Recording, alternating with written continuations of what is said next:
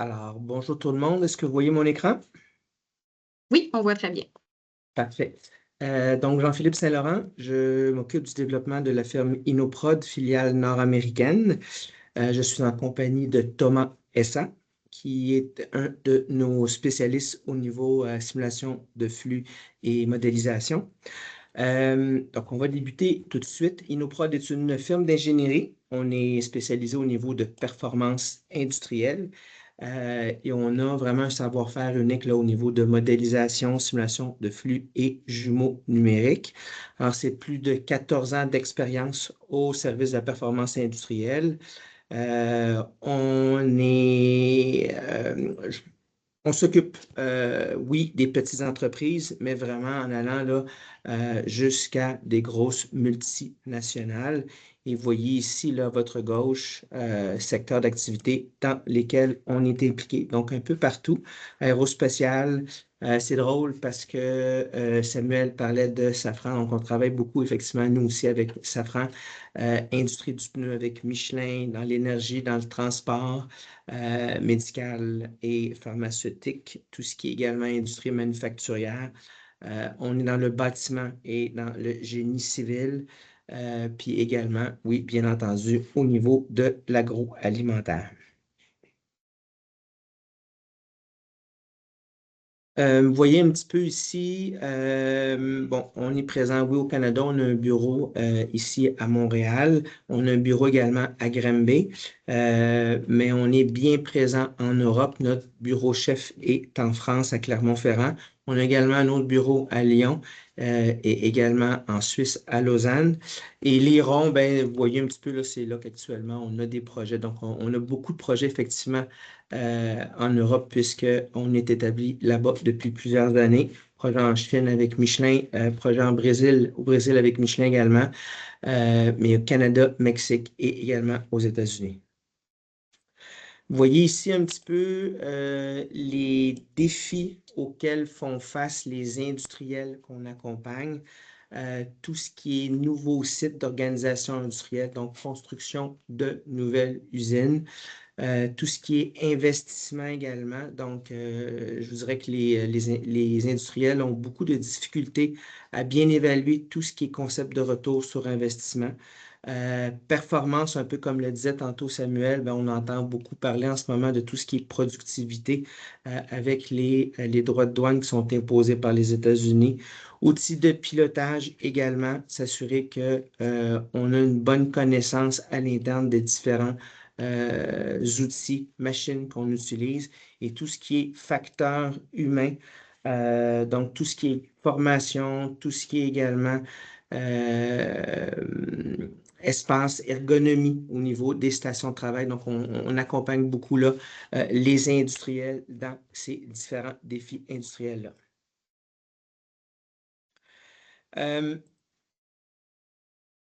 Alors, nos objectifs ici chez Innoprod, dérisquer vos prises de décision. Donc, nous, on s'assure évidemment qu'avant que soit mis une solution en place pour répondre à une certaine situation, bien qu'on ait pris le temps de bien évaluer toutes ces solutions-là, tous les impacts sur le système de production, tous les impacts financiers soient connus et bien compris. On est là également pour sécuriser les investissements des industriels. Alors, comme je le disais tantôt, c'est ça, c'est un gros enjeu dans lequel on accompagne énormément les industriels. S'assurer que lorsqu'on va de l'avant avec un projet, tous les scénarios aient été évalués et celui avec lequel on va de l'avant soit celui qui répond le mieux justement aux attentes au niveau de retour sur investissement. Et optimiser les performances industrielles, bien, c'est crucial pour toute organisation, toutes ces organisations-là qui cherchent à augmenter leur efficacité, à réduire les coûts et à devenir plus performants au niveau de la production globale. Donc, on accompagne, nous, pour tout ce qui est lean manufacturing, tout ce qui est optimisation de chaîne d'approvisionnement, intégration d'indicateurs de performance, intégration de nouvelles technologies, des cellules robotisées, automatisées, pour ne nommer que ceux-là. On est vraiment là pour les accompagner, pour leur permettre d'atteindre leurs objectifs. Alors, comment on fait ça? Alors, comme je l'ai dit tantôt au départ, on a vraiment un savoir-faire unique au niveau de modélisation, simulation de flux et jumeaux numériques. Alors, on voulait vous montrer un petit peu ici, vous voyez un peu à quoi ressemble un modèle numérique. On le voit ici, mais tout à l'heure, Thomas va rentrer dans des use cases un peu plus concrets, donc qui avaient différents objectifs. Alors, pour ceux qui ne savent pas, le jumeau numérique, ce que c'est, bien, en fait, on va reproduire vraiment intégralement une chaîne de production telle qu'elle est. Ça va vraiment intégrer tout ce qui a un impact sur la chaîne. Alors, que ce soit les machines, les règles de production, les opérateurs, tout ce qui sera également les notions logistiques, notions transitique. Donc, vraiment, tout ce qui a un impact sur le système de production sera intégré dans le modèle. Et une fois qu'on aura créé le modèle, on va le calibrer. Donc, on va s'assurer effectivement qu'il réponde comme dans la réalité.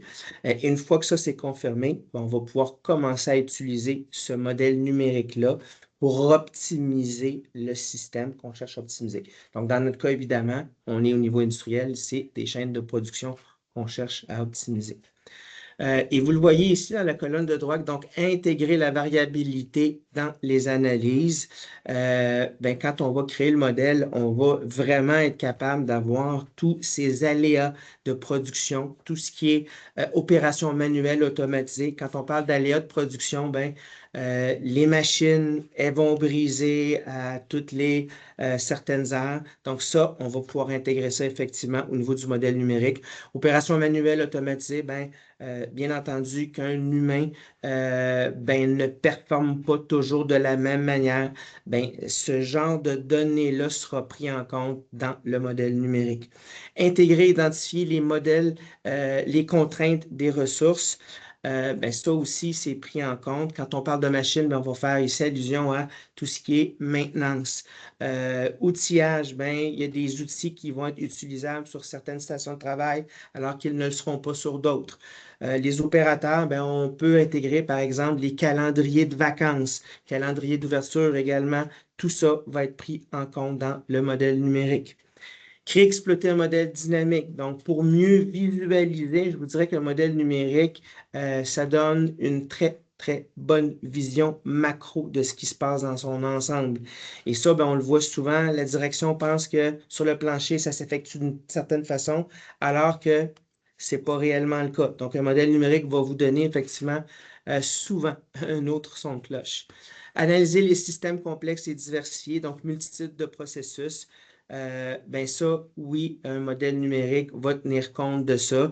Quand on va parler, par exemple, d'un mix produit important, ça, on va pouvoir tenir compte de ça directement dans un modèle numérique. Production irrégulière, c'est sûr qu'en été, par exemple, certaines compagnies, je vous dirais que ça ne fonctionne pas autant que à la rentrée, par exemple, au mois de septembre et à l'hiver, au mois de janvier, à cause des vacances, par exemple. Et ça, bien évidemment, ce sera des choses qui seront prises en compte dans un modèle.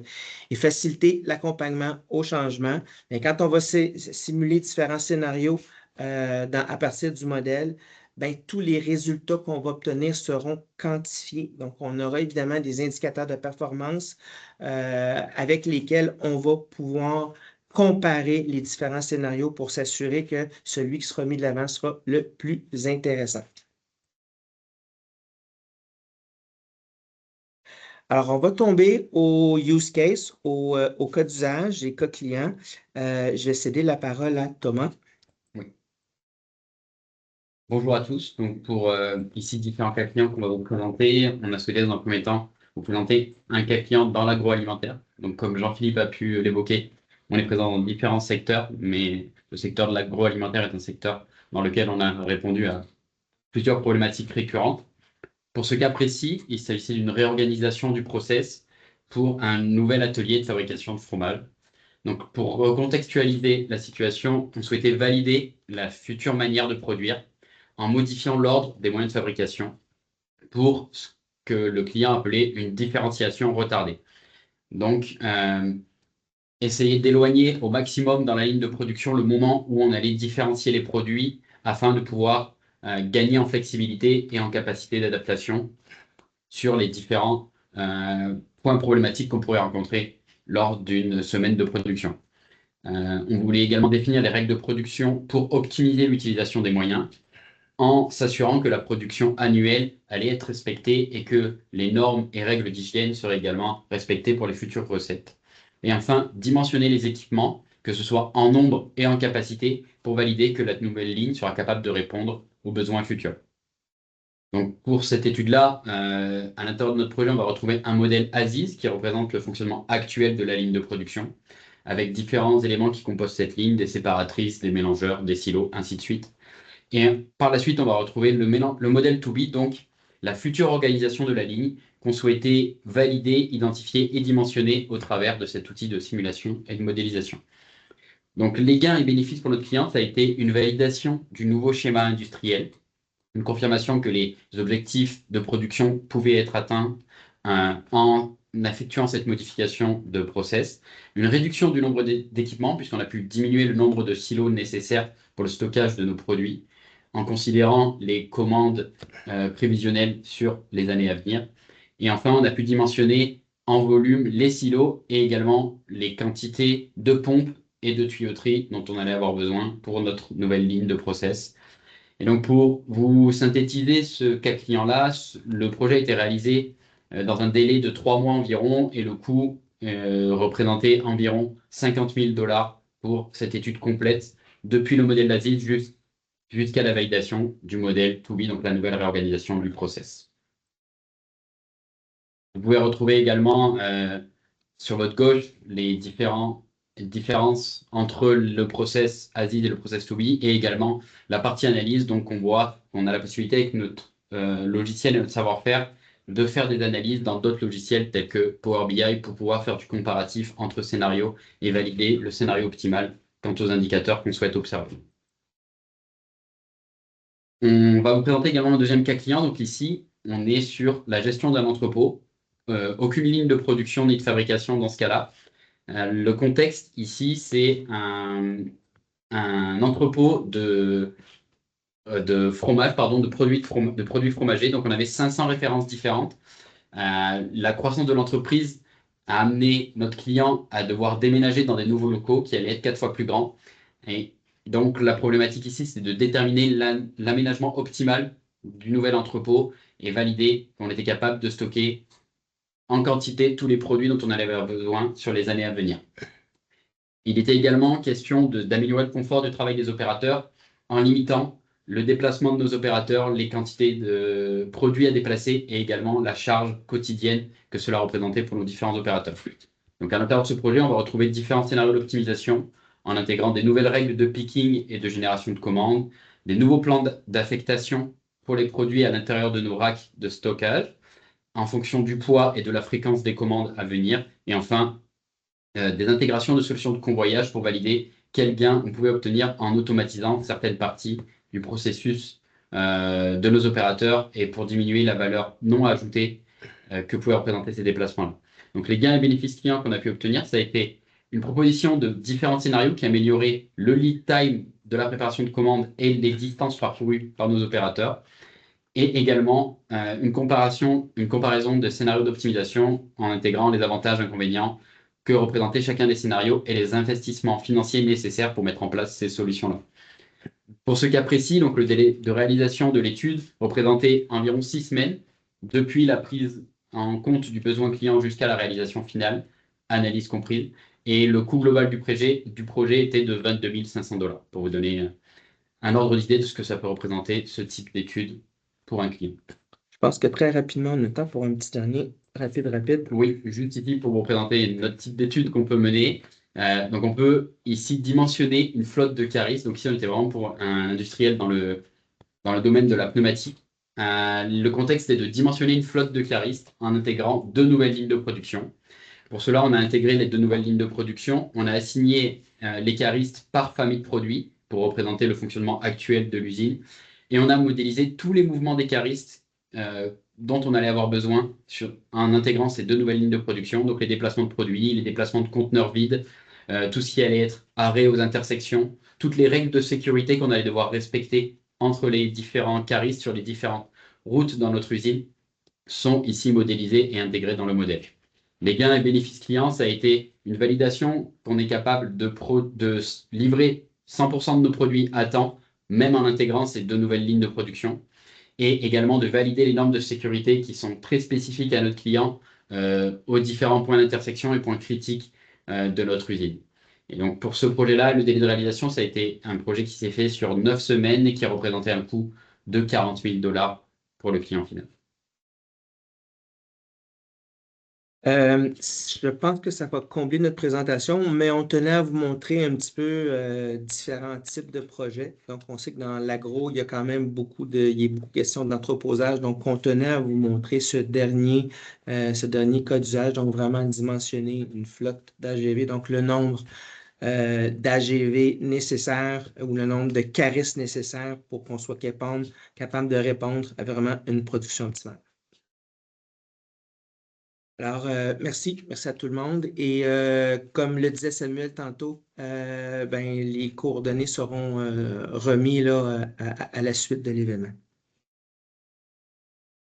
Merci beaucoup. Donc, à Thomas et M. Saint-Laurent, nous avoir présenté cette étude de cas et les services. Vraiment, c'est quand même différencié là, comme offre de service au niveau de projet de transformation numérique. Ça démontre comme quoi ça peut prendre différentes formes.